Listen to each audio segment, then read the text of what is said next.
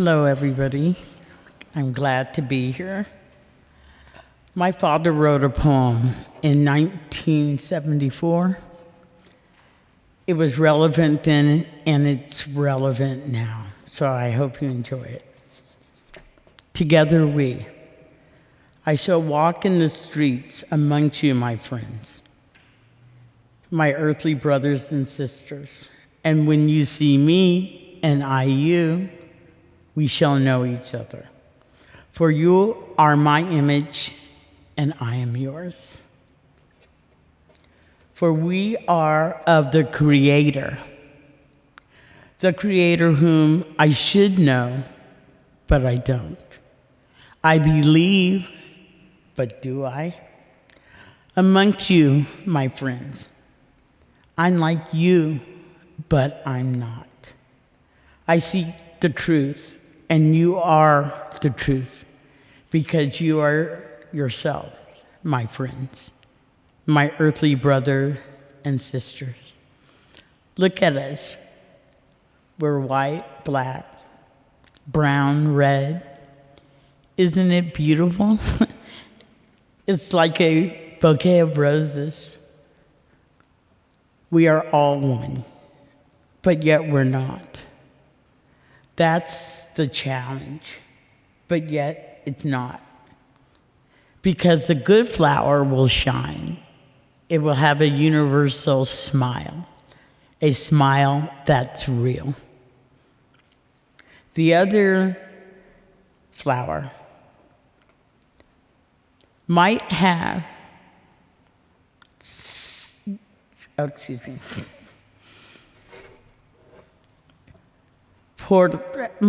shall have no glow. Profitable success it might have, but it really won't. But now here we are in the streets amongst each other, my friends. For we are truly earthly brothers and sisters. Thank you. Poetry. A word after a word after a word is power. A word after a word after a word speaks truth. A word after a word is powerful. It awakens dormant cells, sometimes with a jolt or a rush or a refreshing stream of water. It wasn't long after Kay Jorgensen and I moved into the Tenderloin in 2000 that we were visited by Ed Bowers, asking if we would be interested in publishing a poetry anthology. He was a little like the angel Gabriel dropping in on Mary and casually asking if she wanted to give birth to a child that would become a great light, even potentially save us. We didn't immediately jump at the idea, and nor did Mary, for that fact. But Ed, our angel Gabriel of poetry, was persistent, and that persistence led us to say yes. Sure, why not? If I were to look back at all of the yeses, the sures, and the why nots we have said over these 24 years of being faithful fools, I can say honestly that it is probably one that I am most grateful for. The voices of poets have filled the fool's court, and as I listened to the words, the dormant, often hidden or neglected parts of my own very human self came alive. They were given words, and the words shed light on moments of absolute grief and fear, of anger and pain, love and struggle, and joy. Word after word after word. And I was and am so grateful. As we say in our mission statement, we discover on the streets our common humanity. Well, in poetry, we too discover our common humanity. Cheryl, Ed, Kim, Jesse, and Joelle are real human beings. They live and invest their lives in the Tenderloin. They are fools who hold up mirrors to all of us of what it is to be human and to live in a very human world. A world that may not always be so nice, but is alive and honest.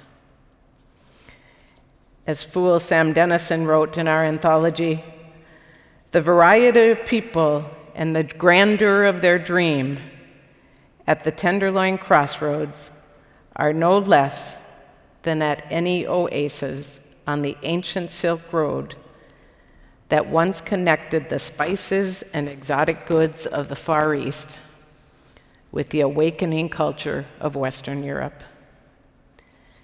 It is also a crossroads of people, a place where poets meet one another, where students meet poets, where faculty meets fools, and a crossroads of life. A place where word meets the page, where truth meets dreams, and where the past meets the present. End of quote. So as we prepared for this service, Ed says, "What do you want me to write?" So I said, well, what does the world need from fools today? What does the Tenderloin need from faithful fools? So in true Ed's style, he responded with his words.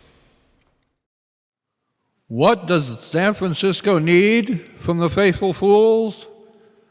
I was asked to write a poem about what San Francisco needs from the faithful fools, but I'm such a foolish poet that words run away in fear when I need them most. Words, unlike the faithful fools, are highly unreliable. Focusing on them too much can make you blind. Unlike words, I have never been let down by the faithful fools. Faithful fools have saved my life, as well as the lives of many others who exist in the land of the Tenderloin dead, people who I have known and not known. But at this point in time, San Francisco needs its whole life saved. The land of the dead is spreading out into the city of life as I speak. Broken human beings who feel like they belong nowhere are everywhere here. If San Francisco was King Lear, it would be going quite mad in need of a fool right now. In Shakespeare or in life, a consultation with fools is needed if we are to survive the self-righteousness, greed, disingenuousness, and most of all, the suicidal despair that has, for over a decade, caused my neighborhood to become another Jonestown. Lear needed his court jester to stay sane at court. San Francisco needs the fools for exactly the same reason. But what does San Francisco really need specifically from the faithful fools? I don't know. I am just a poet fool with no words. Ask them. They will meet you where you are and put a voice to your words. What more could you need? So I invite to read now Joelle Yates will be reading a poem by Jesse Johnson called A Fierce Thirst. Good morning, everybody. A Fierce Thirst by Jesse James Johnson. A fierce thirst, blistered feet, longing for a deep night's sleep. To know these things is to understand the importance of being generous with water. To know these things is to understand why a democracy needs public benches. To know these things is to understand why we dream of a better time. This dream is a tree growing in a grid of streets that intersect with the destinies of people who struggle with poverty.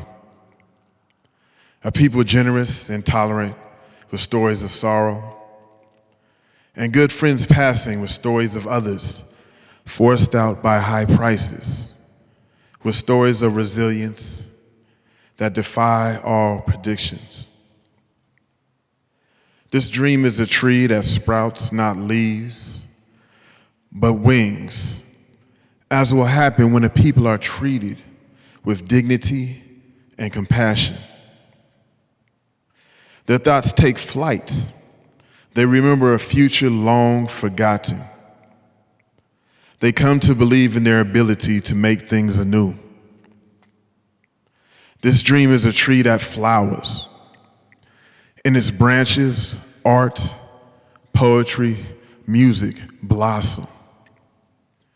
Tales of exile and acceptance, stories of injustice and survival, flower into a mosaic of narratives of the Tenderloin, as a kaleidoscope of languages, beliefs, genders, complexions, and cultures.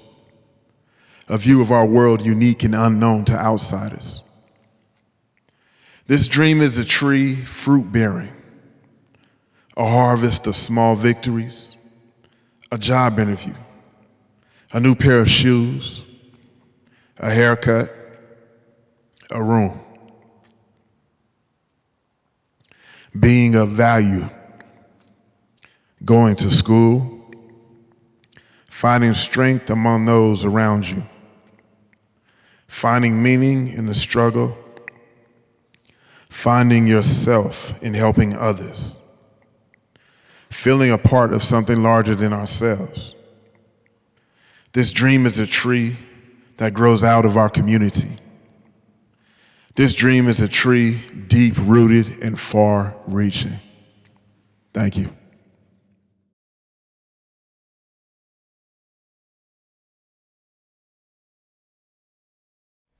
I invite Kim Diamond up to read her poetry, Us as Community. Good morning. Thank you for letting me into your life today. My poem comes of being homeless and working my way back up off the streets, and I wouldn't have been able to have done that without my community. They became my family. So as we build our containers, while we decide who we are and what we want, a group forms from our neighbors and strangers. We begin massive research. We compare our notes. We throw our ideas around by yarn and by moat. And as we build our ally list, and we find those neighbors that need us, those that need us to stand beside them, to fight against injustices. We come, we get involved. Come, get involved with your neighbors. As we share our stories and our lives, we begin to hold hands. And then we begin to hold one another up. We hold one another up to make a difference in our community. We even get to make a friend or two. Because our long-term goal is rule number one. The most important victory of all, for all of us, is us as community. Thank you. Faithful Fools are celebrating poetry all month long, and it's beautiful to share it with you. And before I have Poindexter read our final poem, which is actually from a Unitarian Universalist, Lynn Ungar, called Fools. And Vanessa sent it to me in the email. She came upon it a few weeks ago and she said, "Did Lynn write this for you?" And if she didn't, she did.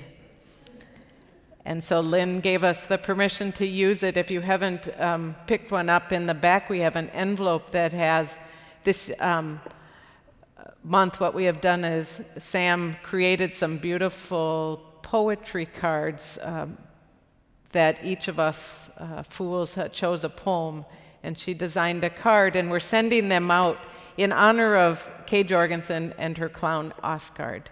Because one of the things that Oscard would do in April is, instead of pit pocket, she would put pocket. She would put pocket poetry, and loved to do it. And in practicing put pocketing, she would start out with little things like slips of paper. And Osgard was extremely proud when one day Osgard was able to put a banana in somebody's pocket without them noticing. So we invite you to practice pocketing or sending out the cards to anybody, because I think it is a moment, I know for myself, that sharing poetry and saturating our hearts with poetry in this month and every month. And there's poetry that can be online and you can share it. So with that being said, I invite Poindexter to come forth and to read Fools by Lynn Ungar. Fools by Lynn Ungar. I'm looking for a few good fools, not idiots, though I know, Lord knows, those are thick on the ground. I mean proper fools, the court jester who speaks truth to the king, the tarot card fool who dances blithely, little dog at his heels, on the edge of a cliff. And of course, the chasm is real and more dangerous than you can imagine. Famine and drought, corruption and greed, war and genocide, it's all there. Which is why I'm looking for fools. Fools who know how to juggle not just balls, but possibilities, who can keep incompatible ideas simultaneously aloft. Fools who step lightly, who dance because their feet are tired and there are rocks in the road.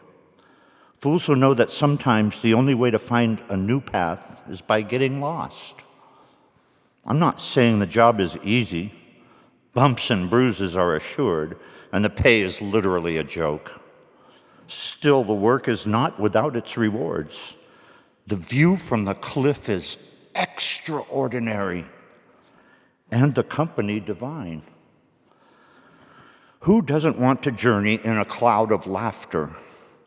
And what in your full agenda is so much more important? You know you want to join the merry band. Here is your badge. Commence. So, let us go out into the world in peace, to be of good courage, to hold fast to what is good. And I say to us all, may we be at peace. May our heart remain open. May we awaken to the light of our own true nature. May we be healed, and may we be the source of healing for all beings. And of course, let's not forget to saturate the world with poetry. Thank you.